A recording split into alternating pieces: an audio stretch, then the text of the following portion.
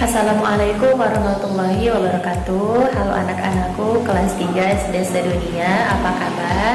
Semoga dalam keadaan sehat walafiat. Baik, hari ini kita akan belajar IPA.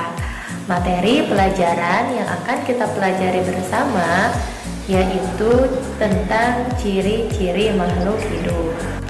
Nah, di pelajaran bahasa Indonesia beberapa hari yang lalu kita juga telah belajar tentang ciri-ciri makhluk hidup. Anak-anak, di sekitar kita ada benda hidup dan ada benda tak hidup. Benda hidup yang disebut dengan makhluk hidup dan benda mati atau benda tak hidup jelas memiliki perbedaan.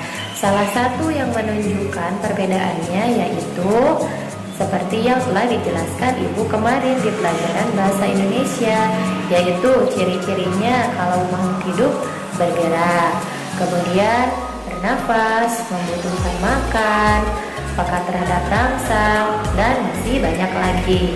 Nah, pada kesempatan hari ini kita akan belajar ciri-ciri makhluk hidup yaitu membutuhkan makan. Anak-anak, makhluk hidup itu perlu makan. Memang kenapa perlu makan? Karena untuk pertumbuhan dan perkembangan. Anak-anak bisa lihat pada gambar di samping.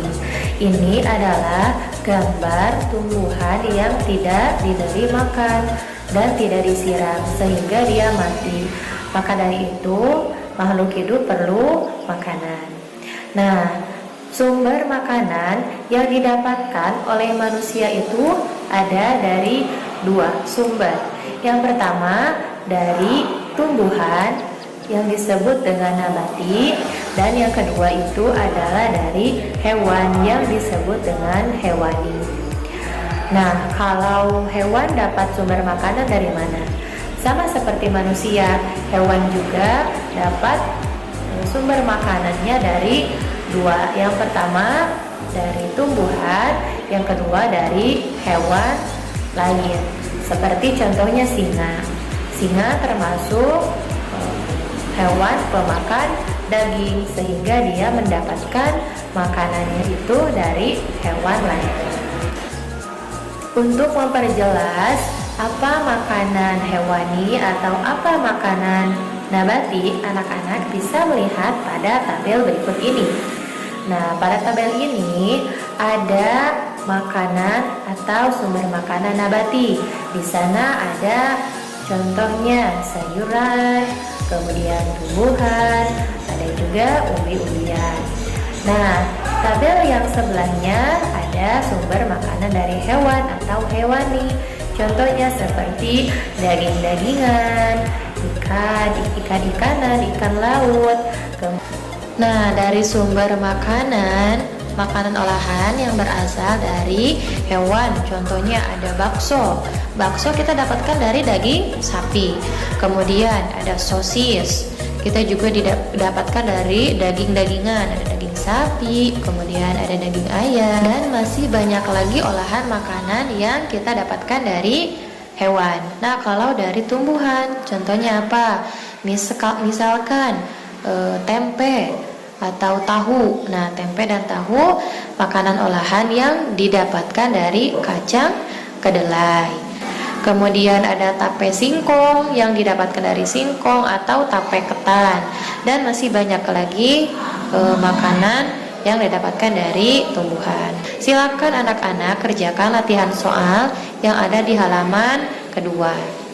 Anak-anak, apakah kalian pernah berpikir bagaimana tumbuhan yang ada di hutan bisa tetap tumbuh meskipun dia tidak disiram dan tidak diberi pupuk? Bagaimana kira-kira tumbuhan ternyata bisa membuat makanan sendiri atau yang disebut dengan proses fotosintesis. Jadi fotosintesis itu adalah proses tumbuhan membuat makanan sendiri. Jadi bagaimana proses fotosintesis? Anak-anak silakan simak video berikut ini. Tumbuhan tidak dapat makan seperti manusia. Mereka tidak memiliki sistem pencernaan, bahkan tidak memiliki mulut. Mereka sebenarnya bisa membuat makanannya sendiri dan mendapatkan energi langsung dari lingkungan sekitarnya. Seluruh tumbuhan membutuhkan 3 hal dasar untuk membuat makanan, yaitu air, karbon dioksida, dan cahaya matahari. Bagian akar pada tumbuhan membantu memperoleh air dari bawah tanah dan mengirimnya bersama mineral ke batang, daun, dan seluruh bagian tanaman. Karbon dioksida yang tidak lain adalah gas yang kita temukan di udara, kemudian akan masuk ke dalam tumbuhan melalui lubang kecil yang terletak di bagian bawah daun yang kita sebut stomata. Tumbuhan akan membuat makanan berupa gula dari air dan karbon dioksida yang telah diperolehnya dengan menggunakan mesin khusus yang hanya dimiliki oleh tumbuhan, yaitu klorofil. Klorofil dapat menangkap energi dari cahaya matahari dan menggunakannya untuk mengubah air dan karbon dioksida menjadi gula. Proses ini yang kita sebut sebagai fotosintesis, yang diambil dari kata foto yang artinya cahaya dan sintesis yang artinya pembentukan. Gula yang dihasilkan dapat digunakan langsung oleh tumbuhan atau disimpan dalam bagian lain seperti buah yang sering kita konsumsi. Selain gula, produk lain dari fotosintesis adalah gas oksigen yang akan keluar melalui stomata ke udara. Kemudian kita hirup dan gunakan untuk bernafas. Sekarang kita tahu, tumbuhan menggunakan air dan karbon dioksida dari lingkungan untuk membentuk gula dan oksigen yang penting untuk kita. Kita hanya bisa hidup apabila ada tumbuhan.